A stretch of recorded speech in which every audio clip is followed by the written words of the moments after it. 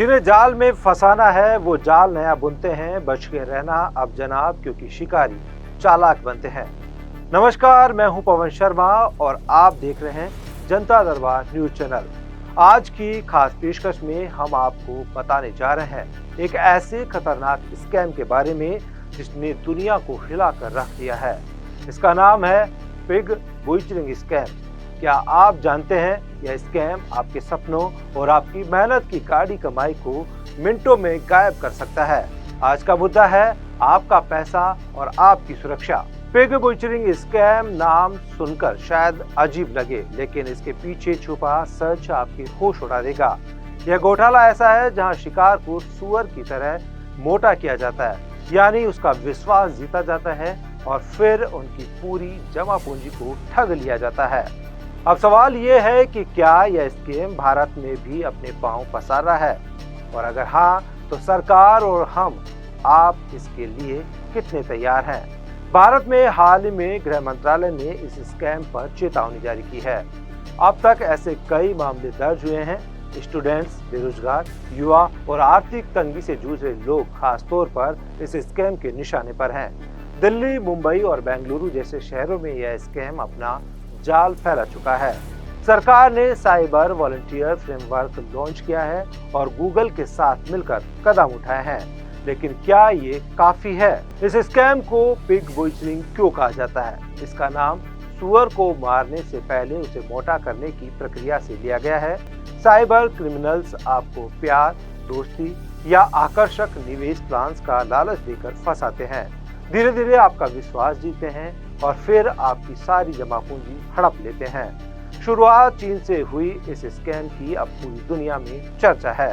Pig बुइचरिंग scam में लोग कैसे फंसते हैं ये भी हम आपको बता देते हैं। क्या आपको पता है अमेरिका में एक भारतीय महिला को इसी स्कैम ने करीब $4.5 लाख का नुकसान पहुंचाया था। एक डेटिंग ऐप के जरिए उनकी जान पहचान हुई और धीरे धीरे उन्हें क्रिप्टो इन्वेस्टमेंट के बहाने लूटा गया। यही नहीं, सिंगापुर में एक महिला ने अपना घर गिरवी रख दिया और लाखों का नुकसान सहा। कोई भी जो जेन्युइन वेबसाइट है या फिर जो ऐप है जो एक्चुअल में डील करती है, फेक नहीं है, वो आपको इन्वेस्टमेंट करने से पहले आपका बैंक डिटेल लेती है, जिसमें बैंक का name, account number, IFSC code plus आपको कैंसिल चेक डालना ही होता है। सेकंड इम्पॉर्टेंट थिंग, बिना पैन कार्ड की इंफॉर्मेशन डाले हुए आप कहीं पे भी इन्वेस्टमेंट नहीं कर सकते। गवर्नमेंट ऑफ इंडिया का क्लियर रूल है कि अगर आप कुछ अर्न करते हैं तो सबसे पहले टैक्स हमें प्रोवाइड कर दो। तो किसी भी ऐप में जब आप इन्वेस्टमेंट पर्पज़ के लिए जा रहे हैं, फर्स्ट ऑफ ऑल अगर उसने आपका पैन और आधार नहीं लिया है वो ऐप फेक है।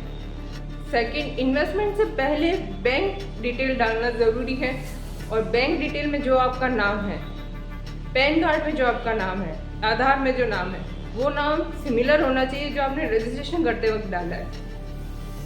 थर्ड पॉइंट आपको ध्यान रखना है कि जब भी आप किसी ऐप में रजिस्ट्रेशन करते हैं वो आपको इन्वेस्टमेंट के ऑप्शन देने से पहले 24 आवर, मिनिमम 24 आवर वेरिफिकेशन के लिए रखेगा। उसके बाद ही इन्वेस्टमेंट का प्लान स्टार्ट होता है, अदरवाइज आप उसमें इन्वेस्टमेंट नहीं कर सकते। डजेंट मैटर कि IPO की लास्ट डेट है और आपने आज ही किसी ऐप पर जाके अपना अकाउंट बनाया है। जस्ट सपोज IPO जो आप 5 बजे तक डाल सकते हो, आपको 3 बजे पता चला कि मुझे ये IPO परचेज करना है, तो ऐप कोई फैसिलिटी प्रोवाइड नहीं करेगी कि बिना वेरिफिकेशन आप रजिस्ट्रेशन करो और IPO के लिए फंड डाल दो। तो ये ही मेन इंपॉर्टेंट पॉइंट है जो आपको ध्यान रखने, इसमें कोई भी टेक्निकली साउंड होने की ज़रूरत नहीं है। सिंपली आपको ध्यान रखना है, रिपीट, कि आपको बैंक की स्टेटमेंट डालना होगा, पैन कार्ड, आधार कार्ड और कैंसिल चेक। इसके बिना कोई भी ऐप या वेबसाइट आपको इन्वेस्टमेंट के लिए वैलिड नहीं करती है।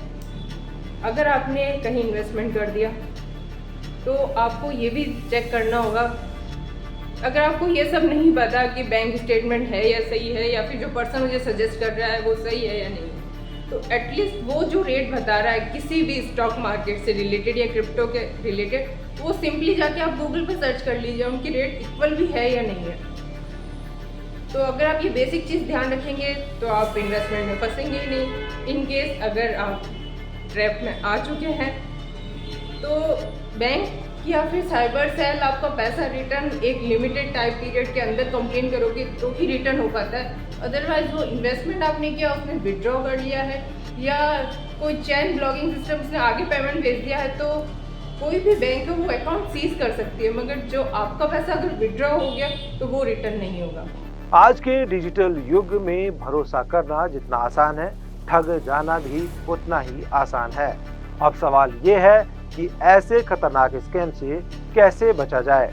अजनबियों से बात करने में सतर्क रहे, संदिग्ध लिंक पर क्लिक करने से बचे, हाई रिटर्न के वादों पर भरोसा न करें, फाइनेंशियल डिटेल्स किसी के साथ साझा न करें, किसी भी इन्वेस्टमेंट से पहले रिसर्च जरूर करें।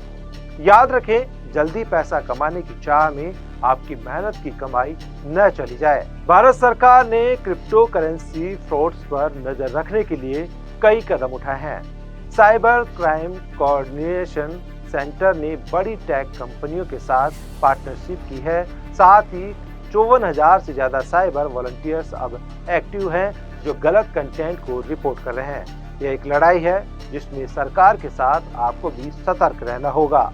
तो अब वक्त है जनता की राय जानने का। क्या आप ऑनलाइन इन्वेस्टमेंट को सुरक्षित मानते हैं? हाँ, नहीं, भरोसा करना मुश्किल है? अपने जवाब हमें कमेंट सेक्शन में जरूर दें। जरा बच के चलिए, यह दौर नया है। हर मुस्कुराहट के पीछे एक जाल बिछा है। पैसा आपका है तो सतर्क रहिए, स्कैमर से अपना फासला तय रखिए। तो दोस्तों, आज का हमारा पैकेज यही खत्म होता है।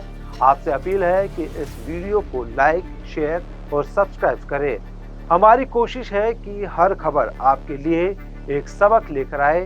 जनता दरबार न्यूज चैनल, हर सच हर खबर आपके दरबार तक।